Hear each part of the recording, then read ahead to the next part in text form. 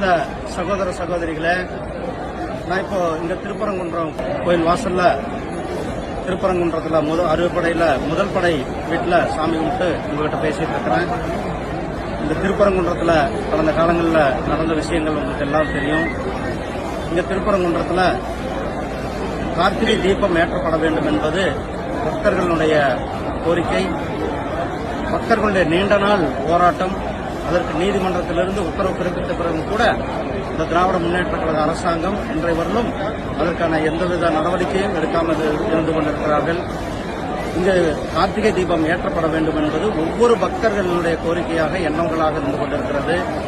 அதை வலியுறுத்தும் விதமாக 23ஆம் தேதி நாளை நம்மளுடைய ஒவ்வொருவர்களுடைய வீடுகளிலும் கூட, நம்மளுடைய தெருக்கள்ல, நம்மளுடைய கோயில்கள் வாசல்ல, கோயில்கள்ல நாம் அனைவரும் விளக்கேற்றி வைத்து கந்தசஷ்டி கவசத்தை பாடுவோம். நாம் இணைந்து கந்தசஷ்டி கவசத்தை பாடுவோம். சகோதரர்களே, முருக பக்தர்கள், உலகம் முழுவதும் இருக்கிற முருக பக்தர்கள் நாம் அனைவரும் எப்படி கந்தசஷ்டி கவசத்தை கருப்பர்கள் கூட்டம் அவமதித்தார்களோ, அந்த நேரத்தில் நாம் அனைவரும் கொரோனா நேரத்திலும் கூட வீட்டிலே இருந்து நாம் வேல் பூஜை நடத்தினோம்.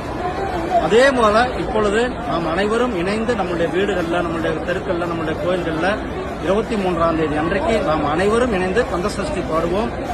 நாம் நம்முடைய எண்ணத்தை, நம்முடைய கார்த்திகை தீபம் திருப்பரங்குன்றத்தில் ஏற்றுவதை வலியுறுத்துவோம் என கேட்டுக்கொள்கிறேன். நன்றி, வணக்கம். ஜெய்ஹிந்த், ஜெய் பாரத்.